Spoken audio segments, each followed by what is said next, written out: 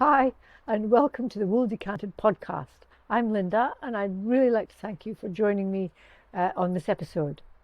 I'm a co-founder of Wool Decanted, and I'm here at our Island Woolery just outside London on the River Thames. Now, my partner Lisa and I started the company just under 5 years ago because we wanted to create our own unique British knitting wool, and that's what we do. We create small batch soft British wool that's unique to us. And for us, by far the most joyous aspect of being in the wool business is meeting and chatting with all the people that we do on our stands at yarn shows. Because we chat and we chat and we chat and we chat to everyone. And that alone makes it all worthwhile. So we started this podcast to extend the chat, really, to talk more, to talk to more people. And just like at yarn shows, we figure we would talk about what we've been up to, what we're knitting, what we'd like to knit, and just blethering, really. So if that's something you think you'd like to listen to for 20 minutes or so, well, why don't you grab a drink and let's have a chat.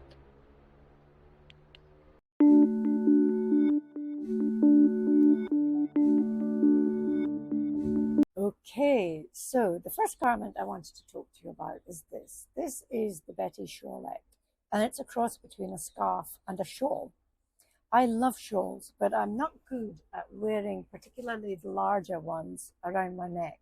I actually wanted to create something with a little less bulk. The Betty shawlette is 144 centimeters long or wide, which is plenty long enough to get round your neck easily. And it is 24 centimeters depth, which for me was a perfect depth. And I've named it Betty after my mother, who taught me to knit many, many years ago. It's a very easy knit. In fact, I read audio or listened to audio books when I was knitting this. It has it's garter stitched throughout, has the I-cord edging and an I-cord bind off and cast on to keep it all very neat. And then the center section is a very easy to knit eyelet section, giving it beautiful texture, and it separates the eye-catching color tips. At the end of the pattern, I have created some row repeat tracker sheets, which help you keep track of your rows and your increases and decreases without having to use scrap paper and lots of scribbled numbers, which is sometimes a thing that I do. But I thought that would be quite useful. And I love how it looks as if it's been held over a dye pot and dipped in quickly. The Betty is knitted up in our vintage 23 4-ply, which is our flagship yarn, and it's a blend of Polwarth, Romney and Black Shetland, and it's beautifully soft. This shawlette uses the natural grey for the main section and bottle green for the colour tips, and the red one uses same natural grey for the main section and Shepherd's Delight for the red colour tips. It takes only 2 skeins, so it's a good value project, and the finished fabric is lightweight but cozy and lovely around your neck. So, and I think it's quite chic. And there are just, I think I'll be making many more of these in different colour combinations, but I know that my next one is going to be Storm as the main section and Island Dusk as the colour tips. So there we are. I hope you like the Betty shawlette. And if you'd like to make your own Betty, then we've got kits up on the website. Each kit contains 2 50-gram skeins in the colours that you choose, and there will be a digital PDF version of pattern 2. And don't forget, if you do knit a Betty, send in pics so that we can use them in on our website and in our socials. Hello, it's Lisa again. We thought it'd be very nice if we pulled together for you some potential colour combinations for the Betty shawlette. Obviously, we have a range of 9 beautiful colours, but these particular 5 different colour combinations we think would look absolutely great. So the very first is Natural, which is on the left, which would be the main colour, with Midnight Lagoon, deep blue. The second is Midnight Lagoon as a main colour with Lazy Hazy Tips. The third is Storm, deep charcoal with Island Dusk. The fourth is Natural with Claret, which is a very deep burgundy colour, beautiful for the autumn. And finally, Natural with Storm, the charcoal colour.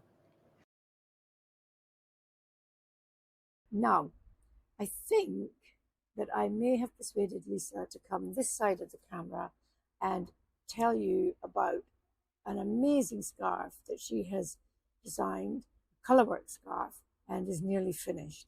So let's go to that next. Next up is what's on my needles, and I had to confess that it's quite a long project. I was looking for a long scarf, something that was really soft and luxurious that you could wear around the neck. So I explored some different pattern options to make something that I thought would be quite contemporary, but also would be something that could last for a very long time and would never go out of fashion. So when I first started my scarf, I hadn't actually realised the number of rows involved or the length of the scarf. So I'm still very much knitting this. It has been quite a long project for me, so I started it around 6 weeks ago, but I describe it as a garment that would be very much for yourself, and it really will be a truly luxurious item, I hope. So this is it, where I am at the moment. So it's more colour work from me, and this time I've created a garment that's in 4-ply, so it's single-stranded 4-ply. And I've used natural 4-ply as the base here, which you can see, and I combine that with colour, which is our claret, both also in 4-ply. Again, I've kind of stuck to principles of using 2 designs, I would say, in this garment. So it's got just a straightforward rib there. Then I've gone on to these little beautiful, I don't know what you call them, probably little tree type things really. Then a separation of colour, which is the claret, and then I've then gone into the main pattern, which you can see here. So I've progressed quite well, so I know exactly how long this is. So it's currently 108 centimetres. I'm going to keep on measuring it around my neck because I'd like to get to at least 140 centimetres in length, with the overall aim of this scarf going around your neck. It's very light and airy as well. It'd be lovely and warm, but not too heavy in terms of British winters, really. So I'm aiming for the scarf to sit around here, and then what I'd love it to do is then, as you can see, it's not finished yet, but it'll go round your neck like that, and then back, down, and round. As you know, I am a lover of colour work. This particular pattern is really, really simple to follow. It's really easy. Also minimised the floats in each of the pattern designs. So I know, for example, when I'm looking at these gorgeous little things here, there's a boat going past, that the maximum number of stitches between the 2 different colours is 5 stitches, and you've only got 2 colours on the go at any one given time. So I've minimised the floats, and then you can see inside, not very well, but you can see inside that I try to keep it really neat and tidy. So this scarf, I'm hoping we're now coming up towards the end of July. So my target is to finish this by middle of August, and then we hope to show it at our very first autumn show, which will be in Perth in Scotland at the end of August. So again, I'd love you to let us know what you think, whether you like this design and whether you think we should still carry on creating our own designs under our brand name, Wool Decanted. We'd love to hear from you. Okay, thank you. Bye. Hi, it's back to me for our final whip, which is this one, which is the Seine sweater by French designer Marie Régnier, who is Marie Tricot on Ravelry and Instagram. And as soon as I saw the mix of cable yoke and striped body and sleeves, I knew I was going to love it. And I know I'll love the sleeves when I've knitted them. I've only got this t-shirt on because I don't like my arms.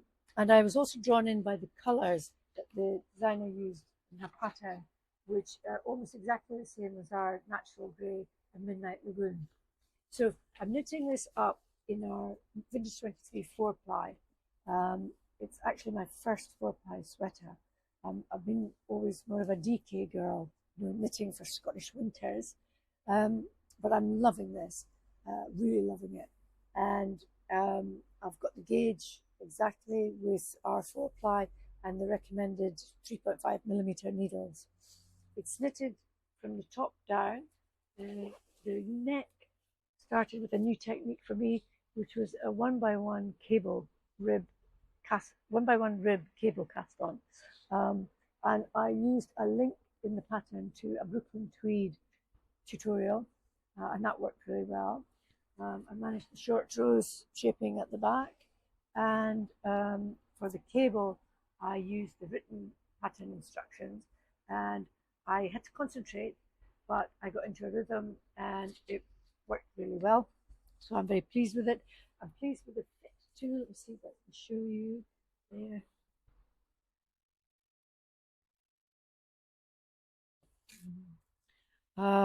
And so far, with just the sleeves to go, I'm on my 4th 50-gram skein of the natural and my 2nd in Midnight Lagoon.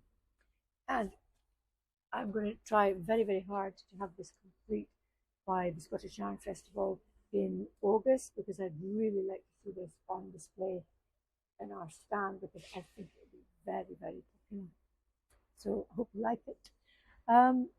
Now, I want to hand back to Lisa for a section which we've called Customer Favourites, and these this will every episode highlight a garment that we may have had on display and knitted up quite a while ago, but they remain customer favourites and they deserve, you know, their time in the limelight again.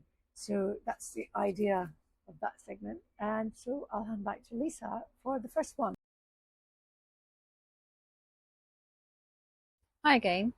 So it's now time to introduce you to some customer favourites. I'm going to theme these according to the season. So as we're approaching autumn in the UK, I thought we'd introduce you to this absolutely beautiful sweater. It's one of our absolute favourites. It's designed by Isabel Kramer, and it's called Cloudsy. We first introduced this at the Knitting and Stitching Show in London in October last year, and we were astounded by the volume of sales. We actually sold out completely of our vintage 23 Midnight Lagoon and swapped that out for vintage 20 in the same colour in order to fulfil the demand, and it was so unexpected at the show. It was fantastic. So let me just take you through why we love this sweater so much. So the very first thing I think is the neckline. It fits really snug around your neck. It's not too low down here, and it's a V-neck shape, which I think is really a classic design, but it also fits really beautifully around your neck. The other thing about this sweater is the amount of tremendous detail that's gone into the stitches, which has also added a lot of interest to the garment, which you see up close. So I'll attempt to show you now. So this is one of the sleeves, and you can see there the finishing on the sleeve is really lovely. It's very delicate, but it's a really beautiful finish to the sleeves. And then on the front panel, right at the bottom, you have this, again, beautiful finish here. Very unusual, but it creates standout. And obviously when we have the sweater on display, it's always on a mannequin and it's always forward facing, so I have a thing about backs. But on this particular design, it is the back which is absolutely stunning. So I'm just going to be very rude, stand up and turn my back to you. So here we go. So hopefully you can see that. But it's just a very simple back panel, and that's a slip stitch. But it really is really beautiful, just in terms of the stitches, and also it just creates that added bit of interest. This is actually size 2, which is quite a small size, I'm UK size 12 to 14 equivalent. You can see that it does fit me perfectly, and there is quite a lot of positive ease around the bust as well, which is around 2 to 3 inches. So it's really very comfortable to wear, and I think it's a classic jumper that will last for a very, very long time, as it will never go out of fashion. So, as I've mentioned, it's made with vintage 23. It's a very economical sweater, so made with 4-ply. Our 4-ply has 225 meters per 50 grams, and you can see here this particular jumper that I'm wearing, which is size 2, just used 5 skeins in total. So quite an economical knit, and you can just see there, I won't point out, but because the base we added a little bit of black Shetland, you get a very lovely sort of dark blue undertone coming through the colour, which gives it this really deep earthy richness to it. So we do have kits available on our website. Fortunately, we were able to put another order in with the mill, so we're now fully stocked in time for the autumn. So do head over and take a look. It really is one of the most beautiful sweaters I think I've ever seen, and I know our customers really, really love it. Okay, thanks very much. Bye. Well, that's just about it for this episode. I just want to tell you about a couple of things that will be happening over the next few weeks. The next big thing that I'll put on my needles will be a sweater by My Favorite Things, which is the Noma sweater. I saw this knit up on the stand that was next door to us at Unravel earlier this year, and I thought it looked beautiful. And I just thought it would be wonderful knitted up in our DK with natural grey as the main colour and the pattern in Lazy Hazy and Bottle Green. So that's coming up. We do have another couple of projects in the pipeline which involve techniques that are new to us. The first involves embroidery on knitwear, so that's going to be very interesting. And then the second I'm really looking forward to, which is our first foray into Tarsha. So that ought to be good. Watch this space. And of course, at the end of this month, August 30th, 31st, we will be in Perth at the Scottish Yarn Festival for the first time. So it will be really good to take our vintage 23 and some of these inspirational garments up for display and meet all the people up there, new vendors and new visitors. We're really looking forward to that. And we'll bring you up to date on all of that in the next episode, which we intend to do just after that show. Well, that's it. If you're still with us, thank you so much for sticking around. And we really hope you enjoyed this first episode. Slightly nervous, but we really did enjoy making it in the end. And we will make some more. So please feel free to like, comment, subscribe. It all helps our small business. Thanks so much for joining us. I'm wishing you all the best. Till next time. Bye.